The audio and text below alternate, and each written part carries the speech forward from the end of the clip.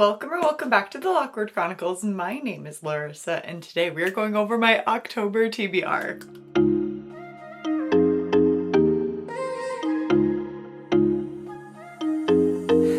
We're in the thick of fall now. It is October now. This is like where I really hit my autumnal TBR hard. There's nothing like reading fall books in October. Yes, September technically hits fall for me. The day after Labor Day, I'm like, it's fall. But like October is like deep, cozy fall. And I love deep, cozy fall and I'm so excited. It turns out I currently, right now, only own one book off of my whole TBR. Most of these are going to be either I'm getting later this month when they come out, or I'll be reading on Kindle Unlimited or something, or checking out from my library. Use your public library. They're a wonderful free resource. I use Libby primarily just because it is convenient and I like reading off my Kindle. If you want to check out my fall TBR, you can go check out that video because a lot of those books are going to be pretty much my October TBR. And as always, I go into books as blindly as possible. I like to know the bare minimum, if anything at all. If you see a book and you want to know what it's about, you can go read the back cover.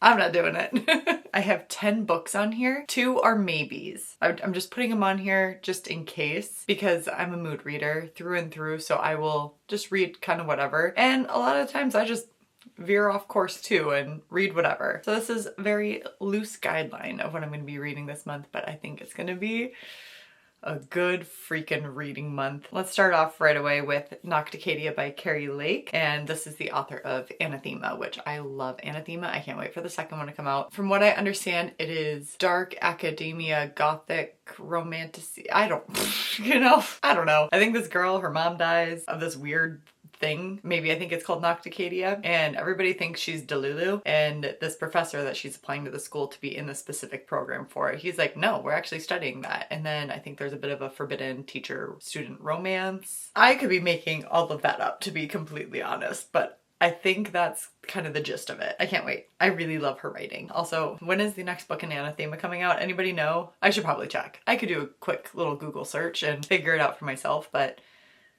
then I'd have to do it. The Night and the Moth by Rachel Gillig. She is the author of One Dark Window. What is that? The Shepherd King duology. Phenomenal duology. I read it on Kindle Unlimited and I was like, no, this has to be on my shelf. So I ordered the books because I love them. I'm excited to read The Night and the Moth. I haven't heard too much about this one. I feel like I've heard one person say something about it and I can't remember for the life of me what they said. That one is unfortunately not on Kindle Unlimited, so I will be ordering that one, which is fine because the cover is gorgeous. The Hawthorne Legacy, which is the second book in the Inheritance Games trilogy, and that is by Jennifer Lynn Barnes. I did end up reading the Inheritance Games, sneak peek on that, and the way that cliffhanger, I'm so excited. I'm so pumped to head into the second book. I primarily audiobooked it, but they are available on Kindle Unlimited too, so I've been like flipping back and forth. Well, I did for the first one, and that's how I'm going to proceed with the second one too, and probably the third. Tend to not gravitate towards YA anymore, but there are some YA when it's like a little bit more of that new adult YA can still hook me in, but I definitely prefer listening to more of that YA genre. She is a good author and I enjoy it. I love like the puzzles and the mystery, and the first one was so fun. I'm really happy I finally got around to it and seeing what everybody was talking about. This girl, this teenage girl, this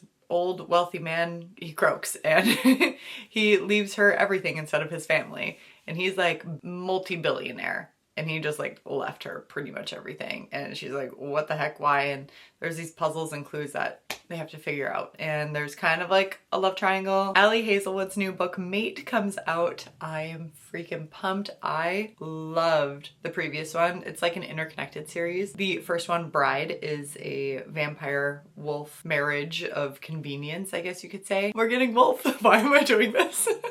And I'm so excited. I love Ellie Hazelwood's writing. I loved Bride. Her books are more read fan fiction, but still fun, spicy, and I can't wait. They're just such a good time. Like, I eat them up every single time. I hope she continues on with the paranormal stuff too. And don't get me wrong, I still want her to continue with her romances, and it doesn't look like she's letting off anytime soon. She is feeding us. Her Soul to Take by Harley LaRue.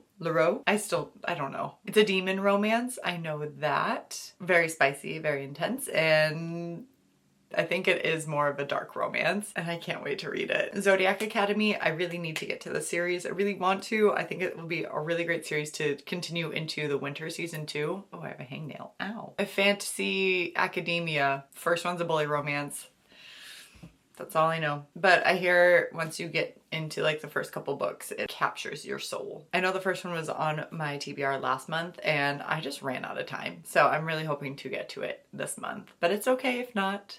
I know I'm in the middle of so many other series right now and I just really want to get to it. I want to start it at least before the end of the year. The one book that I own is Play Nice by Rachel Harrison, considered horror. But from what I've heard from other people that have read it, it is not grotesque, gory horror. So thank goodness. This girl who is an influencer, she and her sister are left this haunted house by her mother after her passing. Her mom apparently was just like, wrote something about this house being haunted. Her sisters was like, no. And this girly pop is like, I'm gonna do a reno on this and we'll see. Cause she's a content creator. She's like, I'll do a reno on it. We'll spruce it up, blah, blah, blah. And haunted house vibes ensue. And I've heard really good things about it. I know Carter Sullivan was talking about it. She read it and really enjoyed it. Look at this cover. It's so fun. It can't be super scary with that cover. And I'm a scaredy cat. I think it'll be okay. As long as it's not like grotesque horror, I'm good. All right, these next two are maybes. And I might push them off. So I was even hesitant even saying it, but who knows what I'll be in the mood for. Six of Crows by Leigh Bardugo. This is a duology. I might have to start it in November just because of all of these books. And I don't know if there's going to be enough time for it. And I'm okay if I push it into November and finishing it up in December, but I do want to get to it this year. Everybody falls back on like this book, this duology, as being so good. And then lastly, I want to read Honor by Danielle Baker. This is the third and final book of the Hot House. Nope, not Hot House. Hot Shots. What's the first word? I've been reading the series. It's not coming to me right now and I'm too lazy to look it up, but it's the Hot Shot series that I've been reading about hotshot firefighters. It's so fascinating because all 3 books have been written by different authors. The first one was Sloane St. James. Also keep her husband in your thoughts. He had something very scary happen to him and I've been following along with his recovery because she posts updates and stuff. So if you could lend her, Sloane St. James, your support right now, that would be amazing. And also read some of her books. She's a great author. My ride is almost here because I'm heading out to somewhere fall. The last book that I'm going to talk about is my book club pick and I don't know what that is. So it's going to be a surprise for all of us. I hate to cut this short, but I gotta go. Feel free to subscribe to the channel so you don't miss out on any future videos, bookish videos, reading vlogs, wrap-ups, TBRs, all of that good stuff. As well as, did I say subscribe? Like? I'm flustered. With that being said, respect others, respect yourself, and do something amazing with your day. Thanks. Bye.